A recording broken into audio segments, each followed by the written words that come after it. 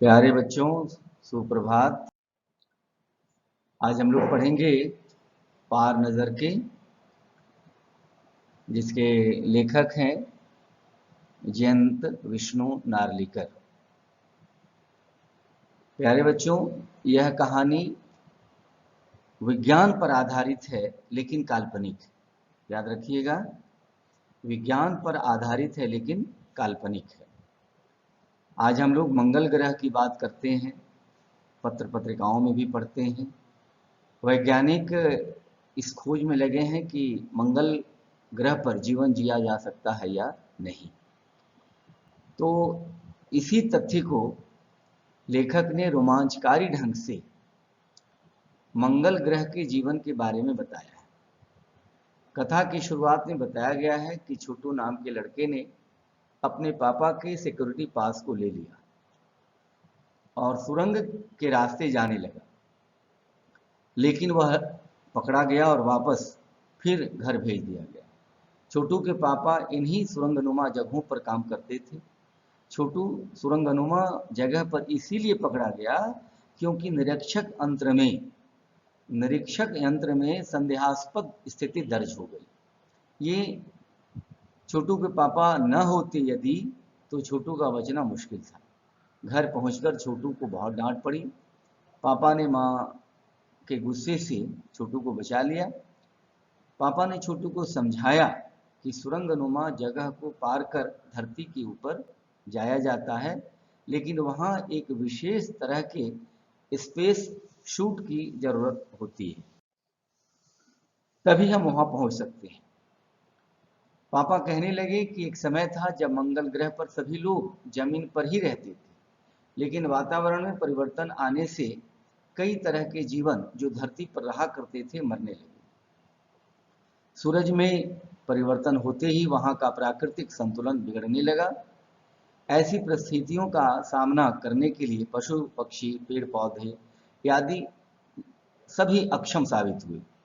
केवल तकनीकी ज्ञान के आधार पर वे जमीन के नीचे घर बना पाए। अतः यंत्रों के सहारे जीवन चलता है और चलने लगा। उन्हीं यंत्रों की मरम्मत करने के लिए मुझे जाना पड़ता है। यह सुनकर छोटू भी चहक उठा और कहने लगा कि बड़ा होकर मैं भी आपकी तरह बनूंगा। यह सुनकर माँ ने कहा कि इसके लिए तुम्हें पढ़ना पड़ेगा, और मैं भी कहूँगा कि आपको जितना आगे बढ़ना है, जितना बड़ा आदमी बनना है, जितने उन्नति के जिस शिखर पर पहुँचना है, तो आपको भी पढ़ना पड़ेगा। बिना पढ़े आप उन्नति नहीं कर सकते, विकास नहीं कर सकते, मुकाम नहीं पा सकते। तो भाई पढ़ना तो पड़ेगा। दूसरे दिन जब छोटू के पापा काम पर गए तो उन्हें पता चला कि मंगल ग्रह की तरफ 2 यान बढ़ते चले आ रहे हैं। ऐसी आपदा की स्थिति में कॉलोनी की प्रबंध समिति की सभा बुलाई गई। अध्यक्ष ने बताया कि किसी अन्य ग्रह से अंतरिक्ष यान चले आ रहे हैं। सभी लोगों ने सलाह मशविरा कर बताया कि यह कुछ ऐसा प्रबंध किया जाए जिससे इन यानों में लगे यंत्रों को कोई चीज ऐसी जो महत्वपूर्ण चीज है वो हाथ न लगे। सभा चल ही रही थी कि अंतरिक्ष यान धरती पर उतर चुका। अंतरिक्ष यान से एक यांत्रिक हाथ बाहर निकला, जिसकी लंबाई हर पल बढ़ती जा रही थी। यांत्रिक हाथ, जैसे आप रोबोट को देखते हैं तो रोबोट में जितने अंग हैं सब यांत्रिक हैं।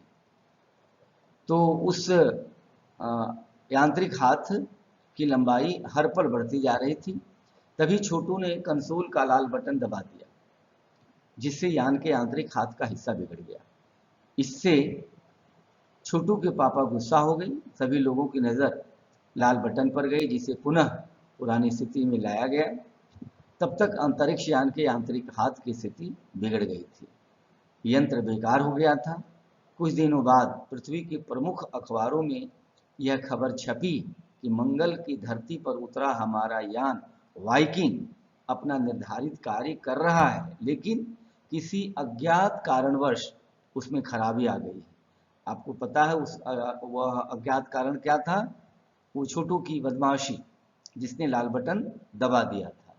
इसकी जानकारी पृथ्वी पर रह रहे वैज्ञानिकों को नहीं थी। तो वैज्ञानिकों ने कहा कि किसी कारणवश खराबी तो आई, लेकिन उसे दुरुस्त कर लिया गया है। पर आज भी पृथ्वी पर यह रहस्य बना हुआ है कि वो आखिर है क्या।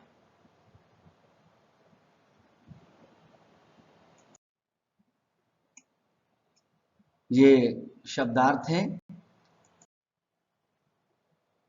और ये अभ्यास के प्रश्न और उनके उत्तर भी मैंने आपकी सुविधा के लिए लिखा हुआ है। और ये जो पृथ्वी पर लोग काम करते हैं, पांचवा सवाल बड़ा मुख्य है कि कहानी में अंतरिक्ष यान को किसने भेजा और क्यों। तो मंगल की मिट्टी के विभिन्न नमूने इकट्ठे करने के लिए कहानी में अंतरिक्ष यान को national aeronautics and space administration NASA ने भेजा था। नासा ने भेजा था। N for national, A for aeronautics, S for space and NASA, A for administration. तो नासा ने भेजा था क्योंकि पृथ्वी के वैज्ञानिक मंगल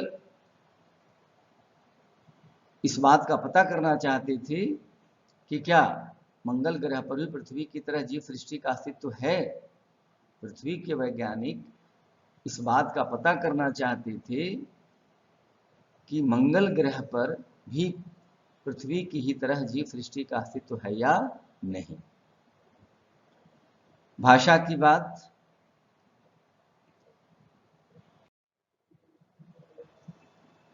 इसमें एक नई चीज आई है, मुहावरा।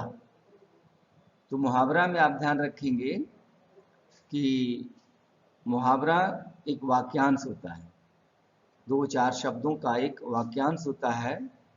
जब हम उनका वाक्यों में प्रयोग करते हैं तो कभी भी मुहावरे का अर्थ नहीं लिखते, बल्कि मुहावरा को ही हम ज्यों का त्यों रख देते हैं। मुहावरा जिस रूप में है उसी रूप में हम उनको, हाँ, क्रिया का रूप बदलता है।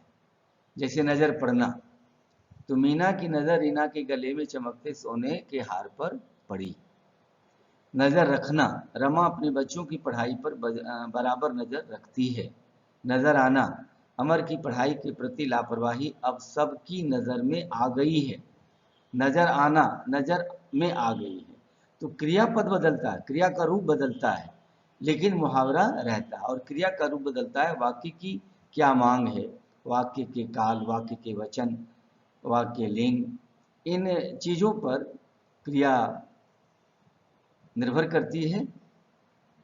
नजरें नीची होना, बच्चे की खराब आदतों के कारण उसके परिवार की नजरें नीची हो गई। तो आप ध्यान देंगे। और हमने पिछली कक्षा में आपको संज्ञा, सर्वनाम और विशेषण के बारे में बताया था। यहाँ भी कुछ संज्ञाएं और उनसे बने हुए विशेषण।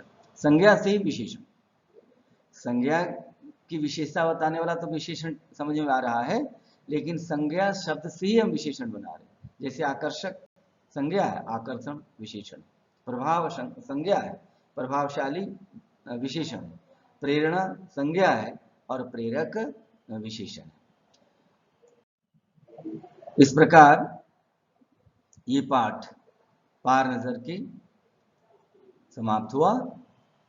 मैं उम्मीद करता हूं, मुझे विश्वास है कि यह पाठ आपके लिए उपयोगी होगा। बहुत बहुत धन्यवाद।